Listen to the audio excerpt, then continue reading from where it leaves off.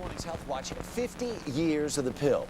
This week is the golden anniversary of the birth of birth control, a medical breakthrough that has changed society and the sexual landscape forever.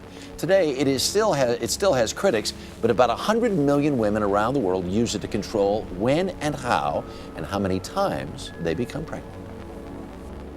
A man by the name of Gregory Goodwin Pincus was born in 1903 in Woodbine, New Jersey, a small farming town that most people pass through without stopping. A man who will be known for asking the wrong questions. By his late 20s, he had made his way to Harvard, where he was building a reputation as one of the most promising young researchers in reproductive biology.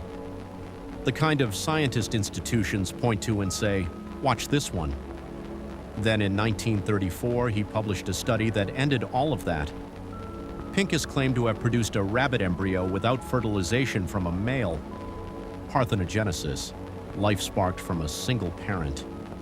The science was serious, the implications were real. But the moment the press got hold of it, none of that mattered. Newspapers across the country ran headlines about Frankenstein, about men playing God, about a Harvard scientist growing babies in a laboratory. The story took on a life of its own, and Harvard, an institution that has always been more concerned with its image than it lets on, quietly decided that Gregory Pincus was more trouble than he was worth. He was denied tenure and shown the door. He was 31 years old. At the time, Gregory knew that progesterone, a hormone the body produces naturally during pregnancy, suppressed ovulation. The body had been doing it for as long as humans existed. The question was simple in theory and brutally difficult in practice. Could you synthesize that hormone, put it in a pill, and make it work reliably enough to hand to millions of women? Working alongside a Boston gynecologist named John Rock, he ran trials, quietly at first, then at a larger scale in Puerto Rico. By 1957, they had their answer. It worked. The FDA approved it that year for menstrual disorders, a careful political label that let it through the door without triggering the full weight of opposition that was waiting on the other side. Then in 1960, they approved it for what it actually was, a contraceptive. The first drug in history designed not to treat a disease, but to give women a choice they had never legally, reliably had before. The trials that led to the pill's approval were not what most people would recognize as ethical science today. The women recruited in Puerto Rico were not always told what they were taking. They were not always told it was experimental. Some were not told much at all. The researchers wanted results, funding was waiting, and the women chosen were poor, largely uneducated, and in no position to push back. 3 women died during the trials. Pincus noted it, then moved on. When the pill reached the American public in 1960, it was prescribed at doses we would consider alarming today. The estrogen levels in those early tablets were roughly 5 to 10 times higher than what is used in modern formulations. Nobody knew that yet. What they did know quietly was that some women were reporting things that didn't make it into the brochures. Blood clots, strokes, severe headaches, nausea that didn't go away, a persistent creeping depression that women described to their doctors and were mostly told was unrelated. The medical establishment was not particularly interested in investigating. In 1962, journalist Barbara Seaman began collecting testimonies from women across the country, stories of side effects that had been dismissed, minimized, or flatly denied by the doctors prescribing the pill. She spent years building the case before publishing it in 1969 in a book called The Doctor's Case Against the Pill. It was not a fringe publication. It was a documented, sourced indictment of the way women's health had been handled from the very beginning. The response from the pharmaceutical industry was exactly what you would expect.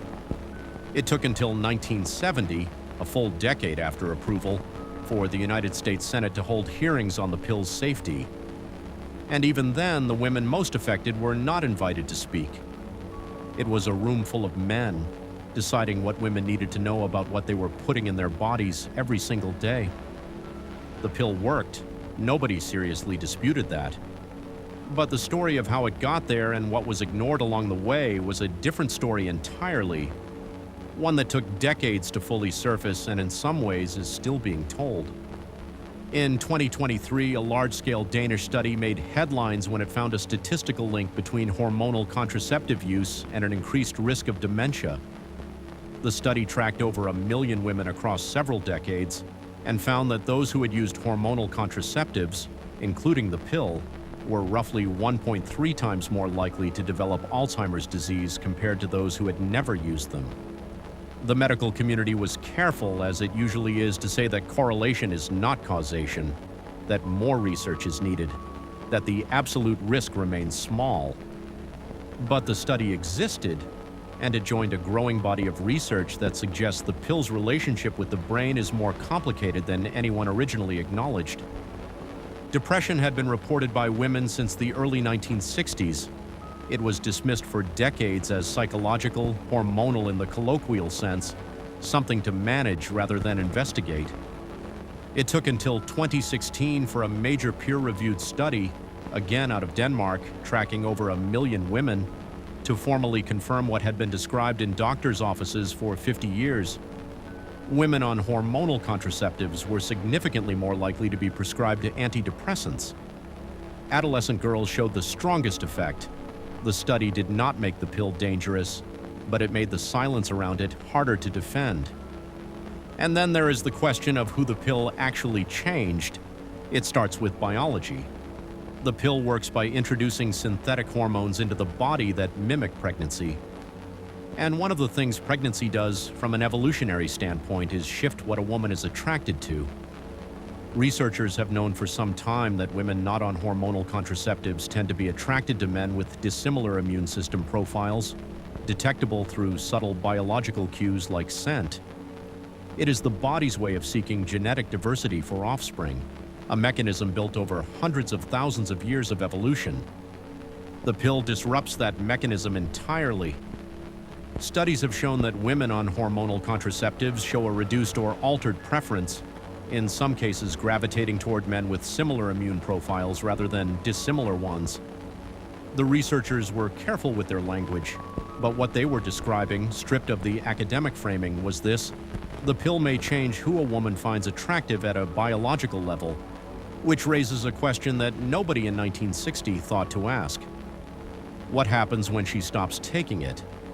Women who discontinue hormonal contraceptives after a long-term use report with striking regularity a shift in how they perceive their partners. Not always dramatic, not always conscious, but present. A kind of low-frequency dissatisfaction that is difficult to name and even more difficult to explain to a partner who has not changed, at least not visibly. Researchers studying this phenomenon found that women who had met their partners while on the pill reported lower sexual satisfaction and lower attraction after coming off it compared to women who had met their partners while not using hormonal contraceptives. The relationships had been built in part on a hormonal state that no longer existed. Some researchers connect this directly to divorce rates. The numbers are difficult to isolate cleanly. Divorce has many causes, and the pill is one variable among many, but the pattern is suggestive. Countries and communities with higher rates of hormonal contraceptive use have shown corresponding shifts in relationship stability over the same decades. The pill gave women the freedom to choose their partners with less pressure, less urgency, less fear of consequence. That was supposed to make relationships better, and in many ways it did, but it also meant that when something felt wrong, there was less holding a woman in place than there had ever been before. When on birth control, the shift in attraction happens since the pill makes you think your body is pregnant. Women tend to be attracted to men who have the traits of family members like fathers and brothers, protectors. When you stop taking the pill, the shift reverses back into your natural attraction, making your mate that you chose unworthy and makes you look for more genetically parable men. This is a pattern I've noticed especially in celebrities. A woman marries a man and they're happily married. Around 30 to 40 years old, they will get divorced, get married to a more or less masculine-looking man. In front of you is a graph showing the correlation between divorce rates and the ingestion of contraceptive pills.